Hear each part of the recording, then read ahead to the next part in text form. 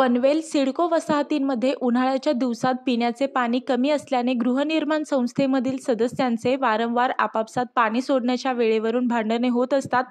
तलोजा वसाहतीमधील फेज 1 मधील सेक्टर 9 येथील शंकेश्वर सरदार या गृहनिर्माण संस्थेच्या सचिव आणि एका महिलेचे जोरदार भांडण झाले। या भांडणाची तक्रार अखेर संबंधित महिलेने तलोजा पोलीस ठाण्यात नोंदवली आहे। शुक्रवारी रात्री 8:30 वाजता शंकेश्वर सोसायटीमध्ये 31 वर्षीय महिला सदस्याने शौचालयाला पाणी पाहिजे म्हणून इमारतीच्या रखवालदाराकडे संपर्क साधून पाणी सोडण्याची विनंती केली।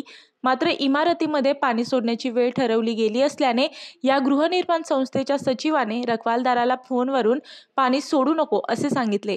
मात्र त्यानंतर सचिवाने तक्रारदार महिलेला शिवीगाळ करून धमकी दिल्याची तक्रार या महिलेने पोलिसात नोंदवली आहे। सिडको महामंडळ तलोजा परिसरात अजून 15,000 घरे बांधत आहे। अगोदर भोगवटा प्रमाणपत्र दिलेल्या घरांना सिडको मंडळाने पाणी पुरवावे, त्यानंतर नव्या घरांना भोगवटा प्रमाणपत्र देण्याची मागणी रहिवाशांकडून होत आहे। सिडको महामंडळाचे व्यवस्थापकीय संचालक विजय सिंगल हे सिडकोवासियांची पाणी समस्या सोडवण्यासाठी लवकरच काही मार्ग काढतील का याकडे रहिवाशांचे लक्ष लागून राहिले आहे। मी वर्षा काटेकर, योद्धा न्यूज, नवी मुंबई।